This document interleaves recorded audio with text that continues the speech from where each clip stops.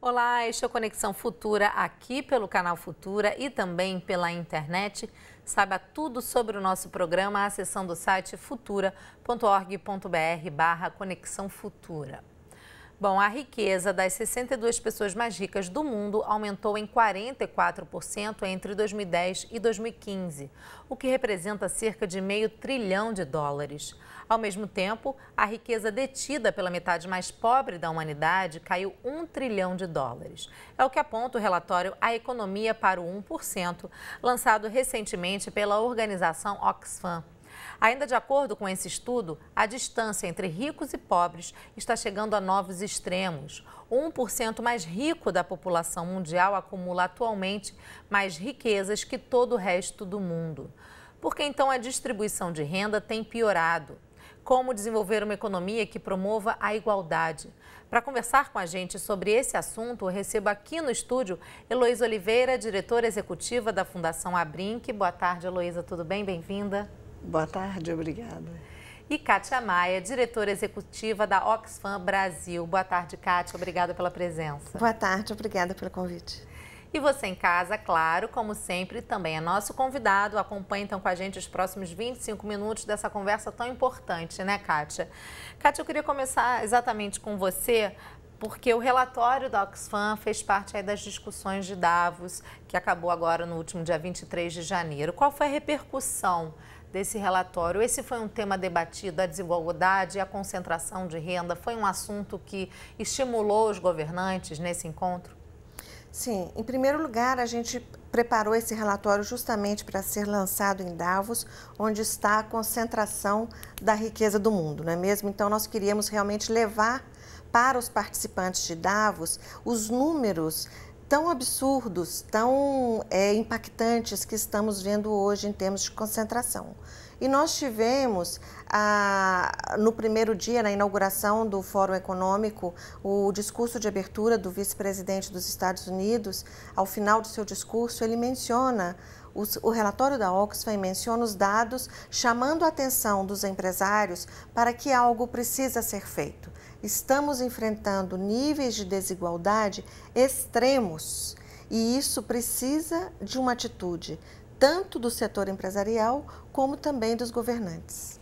Heloísa, vamos trazer essa conversa rapidamente aqui para o nosso país, porque a PNAD 2014 mostrou que a gente houve aí uma redução da pobreza extrema em cerca de 30%, 29,8%. E o IPEA fez um relatório em cima da PNAD que mostra que essa redução se deve ao aumento da renda do brasileiro e também à redução das desigualdades. Esse é um número expressivo, mas ele é suficiente? O que isso traduz da realidade brasileira? Bom, esse número ele é positivo e, de fato, as políticas sociais brasileiras resultaram em uma melhoria de renda do brasileiro extremamente pobre, mas ele não é suficiente. O Brasil é muito grande, então, quando você tem uma média Brasil, não necessariamente você tem essa média alcançada em todas as regiões. Então, é muito comum a gente ter uma média nacional positiva e escondendo a desigualdade regional. Porque uma questão importante que é apontada nesse relatório, a concentração de renda gera diretamente desigualdade social. Então, é preciso que, além dessa dimensão da renda, a gente olhar como que isso afeta a população mais pobre. E no Brasil isso está muito visível regionalmente. Nós temos uma geografia bastante complexa, o Brasil é um país muito grande e as regiões norte e nordeste acumulam os piores indicadores. Mas, além disso, mesmo nas grandes cidades, nas periferias das grandes cidades, nas comunidades, algumas favelas ou moradias não considerada como favela, você tem pessoas vivendo na mesma condição de uma região mais pobre ou de um país mais pobre. Essa concentração de renda em função da territorialidade ou da continentalidade no país como o Brasil, em outros países isso também acontece, Kátia? O relatório mostra isso, por exemplo, em outros continentes, essa questão do tamanho dos países afeta muito a concentração de renda também? O relatório ele não faz uma análise específica de países, mas ele mostra que quanto uma população maior e os países em desenvolvimento, eles apresentam desafios de desigualdade muito maiores. Então, há realmente aí uma questão a ser trabalhada que tem a ver com a territorialidade. E o relatório também mostra que existe um aumento da desigualdade dentro dos países, ou seja, há uma desigualdade mundial entre países, entre os países ricos e os países em desenvolvimento, mas existe uma desigualdade crescente interna aos países, demonstrando a importância das políticas no nível nacional para que seja combatida a concentração da riqueza. Por que chegamos a esse quadro, na opinião de vocês, Heloísa e Kátia? Por que estamos aí numa economia que define a desigualdade social tão grande, né? Como a Heloísa colocou, não só a desigualdade de renda, mas a desigualdade social como uma consequência maior dessa desigualdade da renda. Por que chegamos a esse ponto? Olha, eu acho que isso pode levar a diversas análises, né? Como a Kátia colocou, como a territorialidade é maior, fica mais difícil de você ter políticas que dê conta de todas as regiões, de todas as classes sociais. E no nosso caso, aí falando um pouco do Brasil, a gente acaba se sentindo confortável com a média nacional.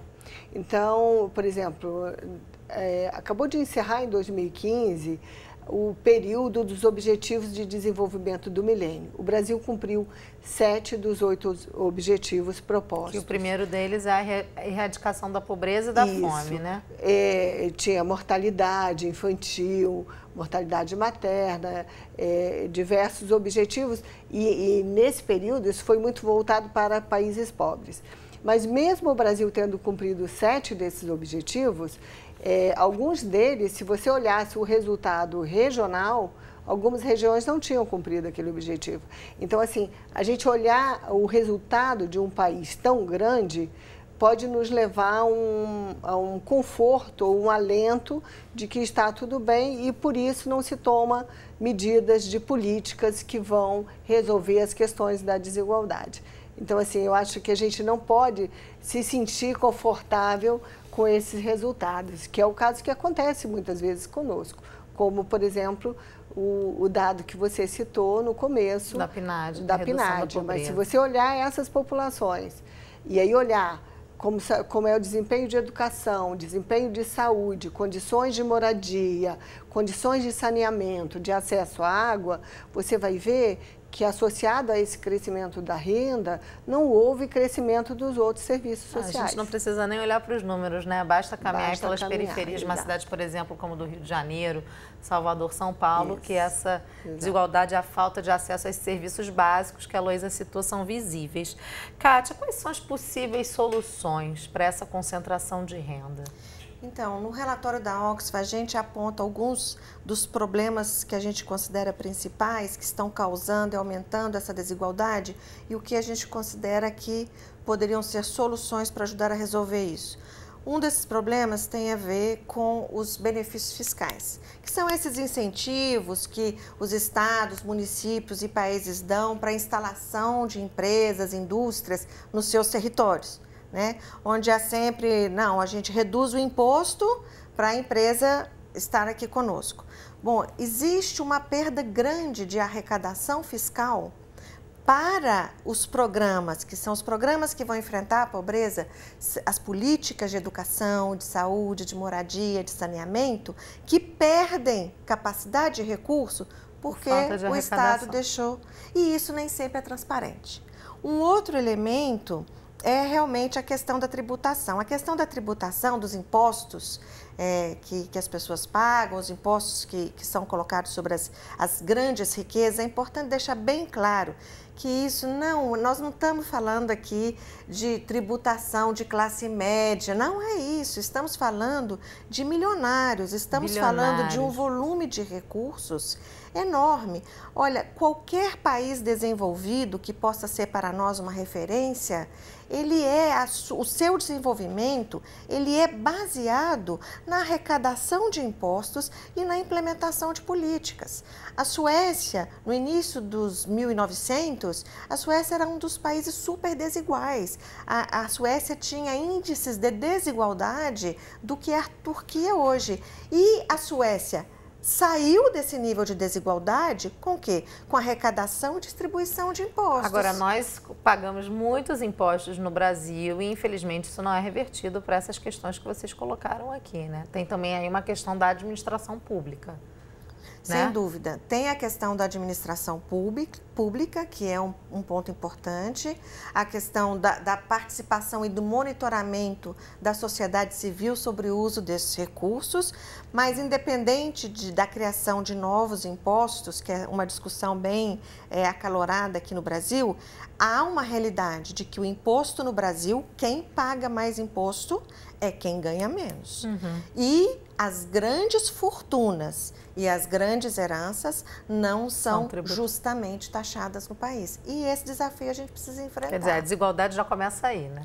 Já começa nesse ponto. Heloísa, como essa concentração de renda, essa desigualdade afeta as crianças e adolescentes das comunidades de baixa renda, das periferias brasileiras? Olha, afeta diretamente. Eu diria que crianças e adolescentes são os principais afetados pela ausência de políticas que é decorrente da desigualdade de renda entre as regiões, entre as classes sociais. Para se ter uma ideia, no Brasil, cerca de 30% da população tem entre 0 e 19 anos. Isso na média nacional.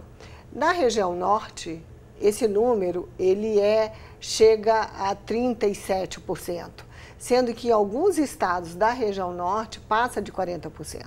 O estado do Acre e do Amapá tem, respectivamente, 42% e 40% de população entre 0 e 19 anos. E são exatamente estados que têm indicadores bastante desfavoráveis com relação à moradia, a questão de renda familiar, acesso à água, acesso a esgoto, escolaridade, gravidez precoce. Então, assim, há uma combinação de fatores negativos que estão muito mais presentes nessas comunidades onde você tem um percentual maior de crianças.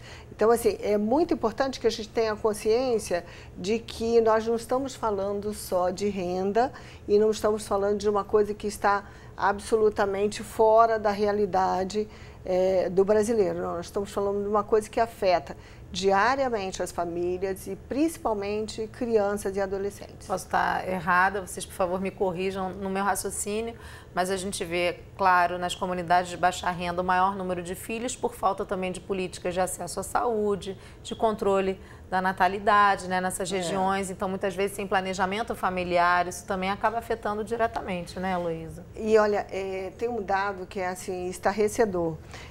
A gente tem um número ainda, uma ocorrência muito alta de gravidez precoce, gravidez de adolescente. Hoje, a gente pode dizer que entre os nascidos vivos, 1 em cada 5 mães tem menos de 19 anos. Mas na região norte, é 1 em cada 4.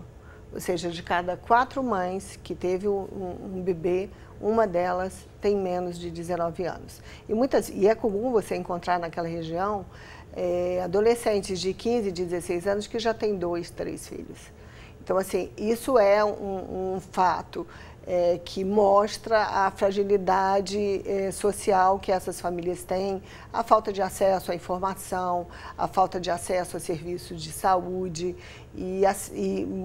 ligada a uma educação inadequada, ineficiente, precária. Kátia, o que seria uma economia que promove a igualdade entre ricos e pobres? O que seria uma economia que promove um desenvolvimento mais igualitário?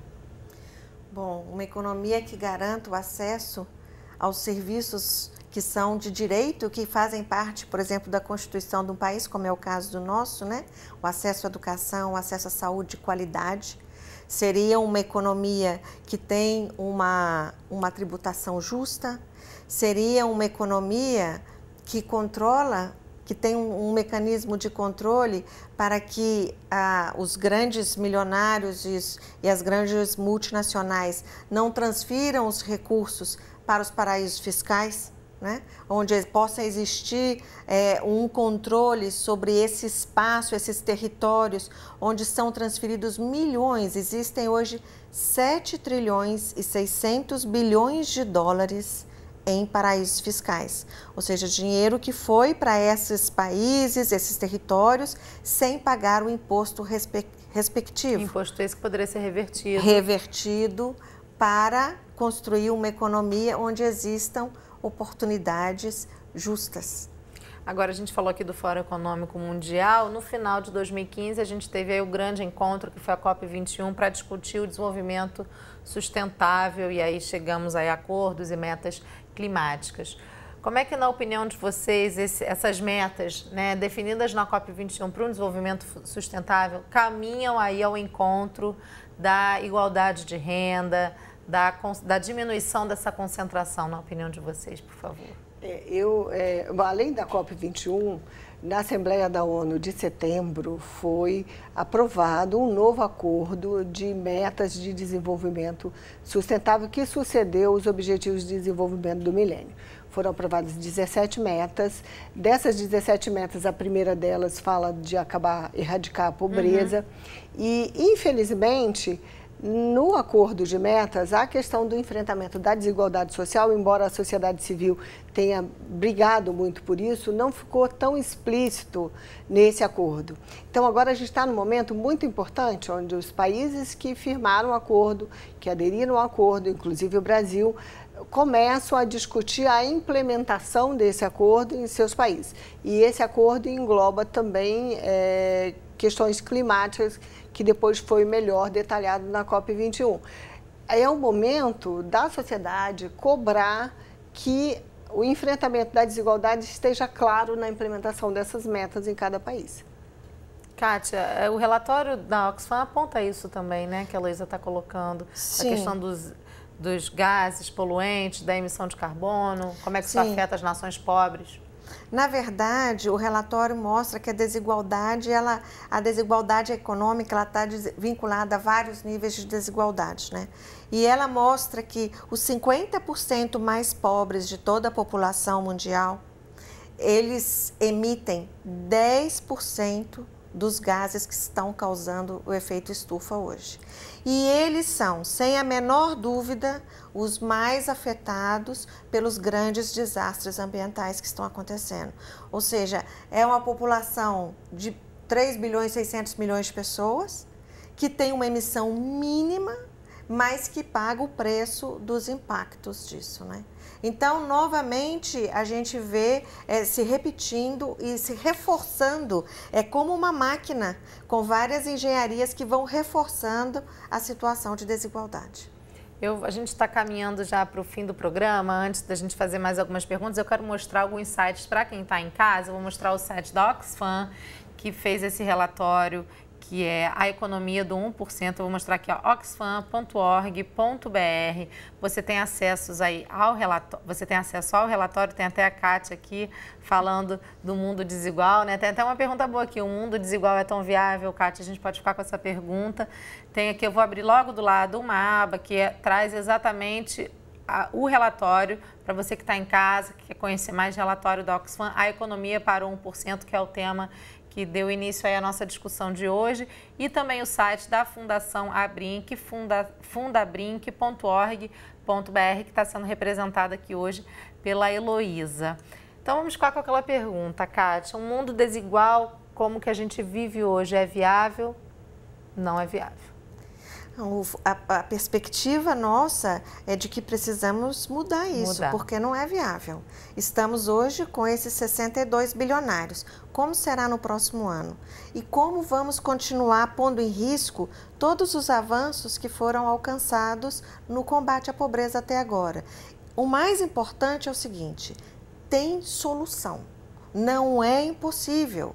Depende primeiramente de vontade política dos governantes para enfrentar a situação de concentração da riqueza.